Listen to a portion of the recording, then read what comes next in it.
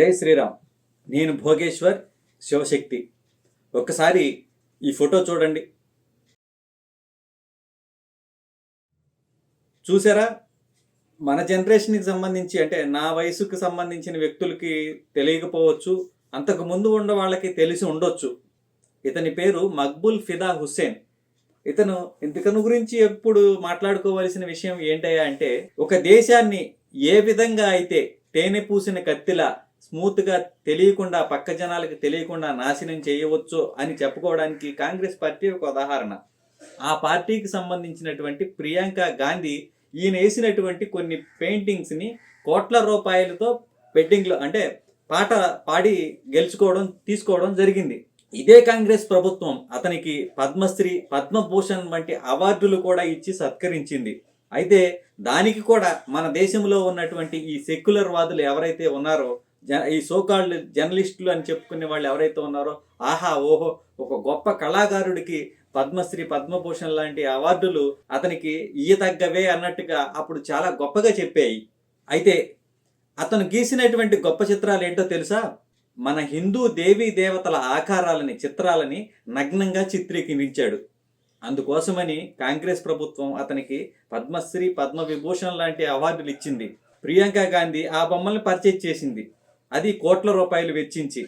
ఒకసారి ఇబ్బందికరమే అయినప్పటికీ కూడా మీ అందరికీ తెలియాలి కాబట్టి, ఈ మక్బూల్ హుస్సేన్ గీసినటువంటి చిత్రాలు మీరు కూడా చూడాలి కాబట్టి, చూసిన వాళ్ళు దాన్ని అతను ఏ ఉద్దేశంతో గీస్తే, ఏ ఉద్దేశంతో ప్రభుత్వం ఈ బొమ్మలు గీసినందుకు గాను, లేదంటే అతను అలాంటి బొమ్మలు గీసినందుకు గాను పద్మభూషణ్, పద్మశ్రీ అవార్డులు ఇచ్చిందో మీకు కూడా అర్థమవుతుంది. ఎందుకంటే కాంగ్రెస్ ప్రభుత్వం గురించి తిడుతున్నాడు, ఇది కాంగ్రెస్ వ్యతిరేకం అనుకుంటారు కదా. కాబట్టి అతను గీసినటువంటి చిత్రాలను కూడా మీరు ఒకసారి చూస్తే మీకు అర్థమవుతుంది. నేను ఒక్కొక్క చిత్రం వేసి దాని కింద దానికి సంబంధించిన వివరాలు చెప్తాను. ఈ ఫోటో సరస్వతీదేవి యొక్క నగ్న చిత్రం. చూశారు కదా, వీణ, ఆవిడ నెమలి అవన్నీ ఉంటాయి. 2 ఔరంగజేబు మాత్రం పట్టు వస్త్రాలు కట్టుకున్నటువంటి చిత్రం. అలాగే ఒక బ్రాహ్మణుడు పిలక పెట్టుకుని నగ్నంగా వెనక్కి తిరిగి నుంచున్నటువంటి ఒక చిత్రం.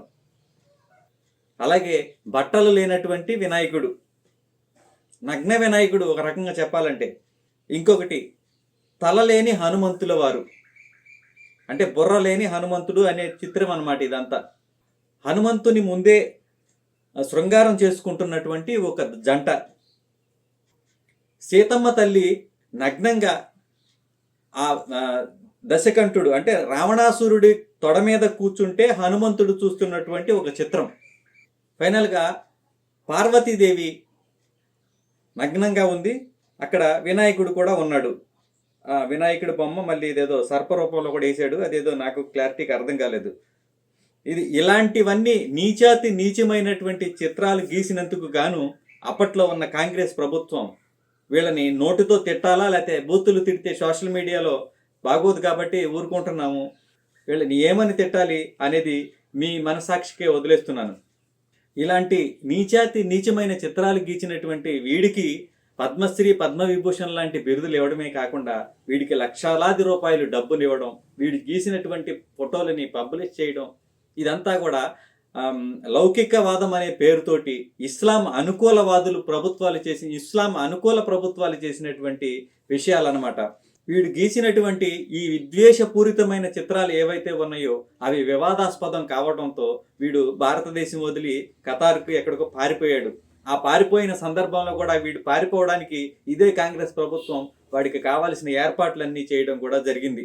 కాబట్టి కాంగ్రెస్ అప్పటి నుంచి ఇప్పటి వరకు కూడా మన హిందూ దేవుళ్ళని, మన హిందూ సంస్కృతిని ఎలా దూషించే ప్రయత్నము, ఎలా కించపరిచే ప్రయత్నము చేస్తుందో మీ అందరూ ఒకసారి గమనించాలి. ఇది ఎప్పుడో జరిగిన విషయం అయినప్పటికీ ఇప్పుడున్న యువతరానికి తెలియదు. కాబట్టి ఇలాంటి కుసంస్కృతిని ప్రోత్సహించేటువంటి కాంగ్రెస్ ప్రభుత్వం గురించి కూడా తెలియాలని ఈ వీడియో చేశాను. అందరూ కూడా లైక్ చేసి మన ఛానల్ని సబ్స్క్రైబ్ చేసుకోండి. జై శ్రీరామ్, భారత్ మాతాకి జై.